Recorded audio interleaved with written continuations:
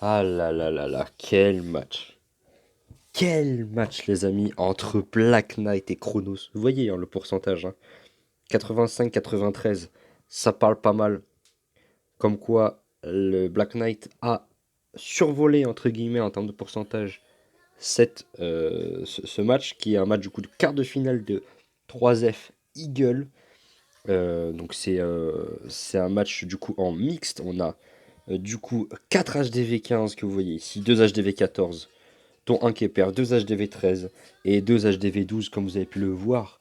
Euh, juste avant, juste à la sortie de l'intro, je vous ai mis du coup le roster.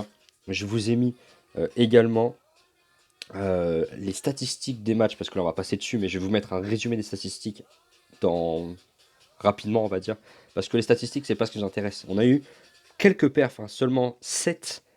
Et je rappelle quand même qu'on est à 10, hein. Donc ça veut dire que sur 20, il n'y a eu que 7 perfs. Donc il y a beaucoup de matchs qui sont intéressants. Donc du coup, je vous ai mis un résumé de où ont été les perfs, où ont été les 2 étoiles, où ont été les one star, pour que vous puissiez avoir rapidement sous les yeux une idée de où ont été perdues les étoiles, d'un côté comme de l'autre. Alors du coup, on a eu les 10 attaques effectuées de chaque côté, donc déjà là-dessus on est pas mal. On a eu donc 7 perfs, 4 à 7, si je clique à côté ça va pas le faire. On a eu 5 billes à 6 évidemment, puisque ça se révèle dans le score final. Il manquait un perf côté Chronos, et un one star de part et d'autre. Ok. 2,30 en termes de nouvelle étoile par attaque, ça veut dire que Black Knight a été plus efficace dans ses attaques. On a eu une moyenne de destruction de 93,3. Côté BN, ça veut dire que niveau pourcentage, ils sont assez hauts. 2,33 en termes d'attaque, elles ont été légèrement plus longues que celles de Chronos, à 2 secondes près. On va dire que c'est des attaques équivalentes. Naraka, l'attaque la plus héroïque, mais de toute façon, on s'en fout pour l'instant, puisque nous, ce qui nous intéresse, c'est d'aller voir les événements de guerre. Vous voyez pourquoi Naraka, il restait une minute. La dernière attaque, les amis, la dernière attaque de ce match, c'est un 3 étoiles pour Black Knight. Ils avaient gagné au pourcentage si Naraka faisait 2. Naraka a rajouté 2 plus 1 et du coup a assuré la victoire en étoiles et en pourcentage. Ils sont à 100%. Ça a commencé plutôt mal côté Chronos avec 1-0, alors que donc Naraka a mis 3 et a pris 1, donc très propre. Ensuite, on est passé à 2-1, puis à 4-1, à 4-3, avec un beau 96%. Ensuite, on est passé à 7-3, 9-3, 9-5, 10-5, 10-8, 12-8, 12-11, 12-15, 12-17, 12-19, 15-19, 17-19, 17-21, 20-21.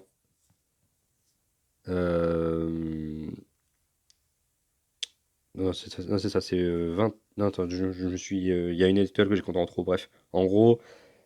Donc, en gros, c'est le départ. Au départ, donc Black Knight avait le leadership, et puis Chronos l'a pris et a gardé l'avance qu'ils avaient jusqu'à la fin de la guerre, puisque du coup, ils étaient. euh, Ils étaient à 20 partout avec le perf de Hammer. Le perf de Hammer, il y a eu 20 partout, du coup. Et ensuite, c'est monté à 20, 22 et puis 23, 22. Donc, à une minute de la fin, il y avait 20 partout. C'est propre. Le match très intéressant. On est vraiment parti sur quelque chose de pas mal là-dessus. Ok. Alors, le roster de Black Knight, Naraka, la légende Fifou, Ronin, Hammer, Baba, l'envol bébé Fred, Abra, Raccourcix et Inès. Et en équipe ennemie, donc l'équipe de Chronos, le roster, il y avait Atlas, Riza, le Grand Nid, Maxence, Akashi, oh, Emaz de Orcs, pas mal. Sekhmet, la Team Air, God Akuma, pardon, et Uranus. Il y avait du beau monde. De chaque côté, il y avait du beau monde. Alors maintenant, si on regarde les attaques, on a ici un 98. On a un 98 et ouais, on a un seul 98. Et là, on a un 96. On a deux 96, un 99. Oh, Oranos, Enfin, le Chronos, pardon, il aura manqué quelques petits coups. Ok, donc on va regarder les matchs dans l'ordre, évidemment. Le premier perf, Baba 2 contre Orcs et Maz. Allez, on est parti. HDV 14. Il est parti. Oh, avec les squelettes. Waouh. Ça fait longtemps que je l'avais pas vu, ça. Oh, le petit séisme au milieu, là, pour prendre les deux. Multi, très propre. Très, très propre. La catapulte pour aller chercher la kata. Ok. Golem de glace, le roi. On va chercher l'HDV avec les héros, bien sûr. C'est un kill squad. Et puis ensuite, on en verra. C'est un mobile, je présume. Ouais, c'est un mobile. J'ai pas vu. Il y a bien deux molosses dans l'idée. Il a joué l'Arkix également. Roi 79. Il est même pas max. Il est pas max, mais son attaque est belle. Puisque du coup, il a perf. Donc c'est une belle attaque. Ok, donc là, premier molosse qui a déjà pété. Eh ben dis donc. Il reste qu'un seul petit molosse. Il ne reste plus de molosse, mais il reste la capa championne. Pour aller chercher le 3 étoiles. Il y a un roi quand même, hein. Le roi un peu relou. C'est pas grave, il reste rien. Et là, c'est du clean. Très propre, vraiment très très propre. J'ai bien aimé la première partie avec le squelette sur les CDC. Ça fait longtemps que je l'avais pas vu. Merci, merci Baba. C'est très joli quand c'est bien maîtrisé. Ah, ok, après le perf de Baba, du coup, on a un 98 de la légende, malheureusement, la légende qui ne sera pas une légende aujourd'hui. Ensuite, on a un perf sur Inès, qui est HDV 12. C'est ça. On est en KS Lalo. Alors là, il n'y a pas de... Non, c'est un AQH, pardon, c'est un AQH, j'ai pas vu les guérisseuses. On va chercher l'HDV. On va chercher aussi le CDC, voilà, le molosse qui va aller sur l'arène pendant que le roi va s'occuper de l'arène ennemie. On va faire une magnifique ligne droite pour aller s'occuper des défenses adverses. Là, je pense qu'il va balancer, il devrait balancer normalement sur l'aigle, hein, je pense, le Lalo là. Parce que c'est assez important. L'aigle, ça pose vraiment problème en mobile. Non, il envoie opposé à l'aigle. Costaud, le petit bonhomme là. Costaud, costaud. Pour pas se retrouver face propu, je pense. Ce sera logique, hein. C'est un peu la seule. C'est un peu le seul truc que je vois, c'est pour pas se retrouver face propulseur. Et là, ça va être du clean. Il reste la Kappa Warden encore. Il est large, hein. Parce que là, il va mettre une petite Kappa Warden, voilà, tranquillement, pour aller chercher les derniers bâtiments. La gargouille qui a bien tenu. La gargouille qui a bien tenu et qui va chercher ce 3 étoiles en HDV 12 pour Chronos. Très propre. Très, très, très, très propre. Après cela, on va partir du coup. Donc Legend 98. Inès qui prend un père, Fabre, raccourci 91. Baba qui va se faire fumer. Lui aussi. Après avoir perf. C'est à son tour de se faire atomiser. En AQH Minogue. C'est bien les gars. Il y a de la diversité. C'est sympa. C'est pas du vieux spam des tout pourris là. Sans skill. Maintenant que j'ai dit ça, ça va rager en commentaire. Donc ça va venir m'insulter en MP. Des bisous les gens. Allez, on va aller chercher l'aigle artilleur. Première grosse cible qui a été récupérée ici par Akashi. On va aller chercher ensuite la reine adverse, puisque on est en Minogue.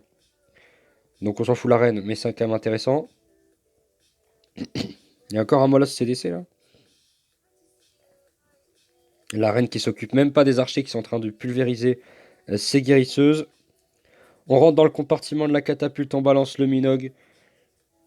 Il y a une Titanie dans CDC pour les anti-blizzard, puisque à mon avis, ouais, sa base en blizzard, elle se fait aussi pulvère. La Titanide qui est bien en CDC. Et là, on a la championne royale qui est obligée de déclencher sa capa, puisque elle était en train de se faire manger. Il lui reste un seul petit sort de soin à Akashi. Il va aller chercher le dernier compartiment. Il reste encore la capa de la reine, donc c'est très très large. Très très large. La championne royale qui va se faire manger en face. Et puis là, il reste rien du tout. La capa reine pour ouvrir, mais on s'en fiche. Il y a des mineurs et des cochons. Et voilà, tout va se faire fermer. Akashi qui vient chercher le 3 étoiles ici. On aura Baba qui aurait fait un 3 partout. Un perf, il aura pris 3 aussi. C'est le 7, hein, c'est ça. Baba. Sekhmet qui va chercher le 3 étoiles aussi. Pour Chronos, en HDV 13. Oh, elle est connue cette base. Mais elle marche bien. C'est pour ça qu'elle est là.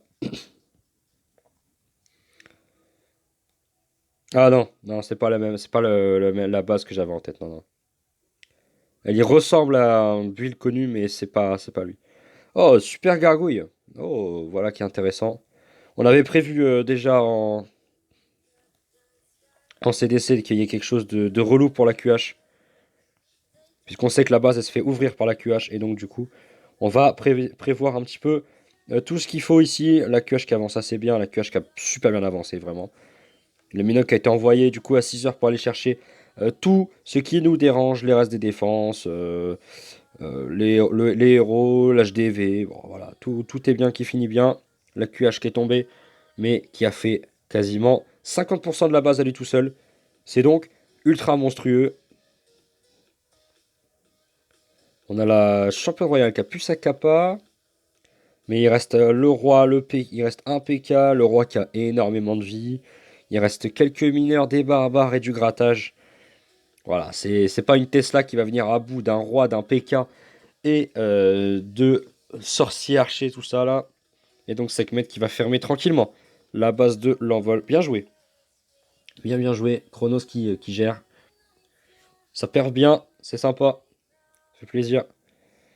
Malheureusement, du coup, on a 96 qu'on ne pourra pas regarder ici. On a 99 qu'on ne pourra pas regarder non plus de la team R sur Bébé Fred. Et on a l'envol qui a répondu coup pour coup à Sekhmet comme Baba. Ils se sont répondus coup pour coup. Oh, j'aime bien la tête de la base. Oh, j'aime bien. Bon, ça a perf, mais j'aime bien. On est parti avec un KS là par contre. C'est du KS. Quoi? C'est du clonage Zap. Bats, pardon. Oh, ça fait longtemps que j'avais pas vu ça. Waouh. Aucun poison. Oh, il avait confiance dans son blimp. Il avait confiance dans son blimp, l'envol là. Il s'est bien envolé. Il avait confiance dans son blimp. On a envoyé les bats. Ça y est, c'est parti. On gèle la multi qui peut être relou. Il aurait pu geler une deuxième fois pour conserver plus de bats. Mais il a préféré ne pas les conserver. Ouais, il a pas lésiné sur les moyens. Il reste quand même beaucoup de troupes. La base est belle, mais l'attaque est magnifique aussi. On a eu du Minoc, on a eu du Dragon. Voilà. Très propre. Très très propre. L'envol qui a pris les 3 étoiles sur cette attaque. Et on a le perf de Hammer sur Akashi. Akashi qui a cherché le 3 étoiles tout à l'heure, il me semble. Et qui là va se faire manger aussi à son tour. Chacun son tour, les amis.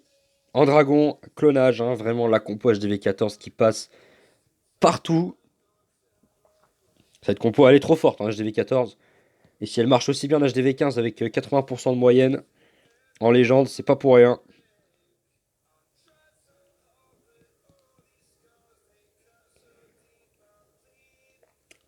Qu'est-ce qu'il me raconte le Pralo là? Qu'est-ce qu'il raconte le chef là? Il y a un souci le chef. Vas-y, je regarderai tout à l'heure. Ouais, parce que du coup, je suis chez les amis Pralo pour l'instant, pour ceux qui se posent la question. Eh, franchement, là on m'aurait dit, là on me dit Hammer hyperf, j'y crois pas une seconde. Et pourtant, le résultat, c'est que c'est un 3 étoiles. La reine qui va récupérer de la santé et du coup qui va lui permettre d'aller au bout de l'attaque. En fait, c'est la reine qui va permettre d'aller chercher le 3 stars. Parce que s'il avait compté sur ses troupes, c'était mort.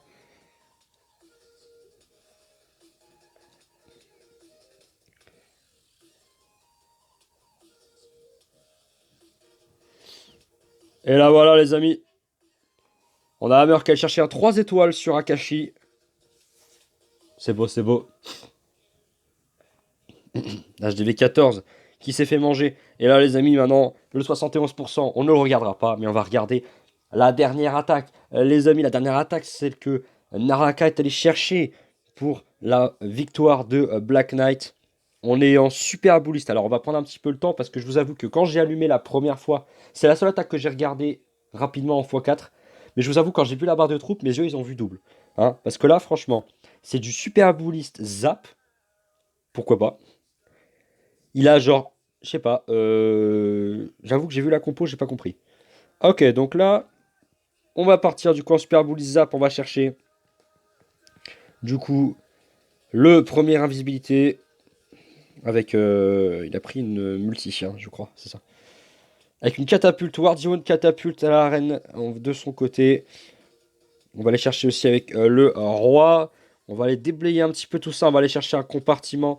Objectif, faire un magnifique carré. Voilà, et on balance la sauce. De toute façon, super bouliste, c'est simple. Hein. C'est, on balance tout et on attend. De toute façon, la catapulte, vu qu'il n'y a qu'une seule cabane d'ouvriers qui répare, la cata va se charger de l'HDV. Ce n'est qu'une question de temps.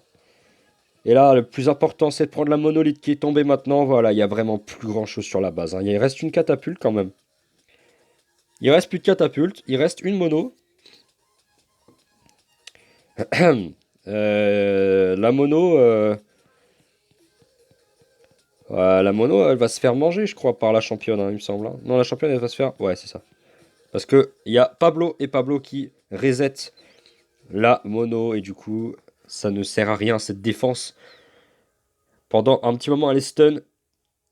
Voilà, et là, ça va chercher 3 étoiles sur cette attaque Naraka qui allait chercher la victoire finale sur un magnifique perf dans ce quart de finale contre Chronos. Et du coup, Black Knight qui se qualifie pour la demi-finale en 3F Eagle mixte. Du coup, vous pouvez retrouver leur lien Twitter dans la description. Vous pouvez aussi également retrouver le Discord de la 3F COC dans la description. N'hésitez pas à aller y faire un tour. Parce que les compètes, elles sont cool. Et puis franchement, juste pour le plaisir d'être avec nous, quoi. Rejoignez-nous. Voilà, je fais de la propagande. Rejoignez-nous. Euh, Parce que c'est notre projet hein, d'aller plus loin, toujours plus loin ensemble. Et donc n'hésitez pas, voilà, vous pouvez retrouver donc les deux Twitter et le Discord de la 3F COC en description. Vous trouvez également tous mes réseaux en description, mais ça vous en avez l'habitude. Je vous mets un petit peu là maintenant le petit résumé, le petit récap des statistiques. Voilà. Hein, du coup, maintenant qu'on a tout vu, que vous puissiez avoir une vue d'ensemble. Et donc on se dit à la prochaine pour une prochaine vidéo sur Clash of Clans, les amis. Peace and love. Bonne année à tous. Même si on est en février bientôt. Voilà. Tchuss!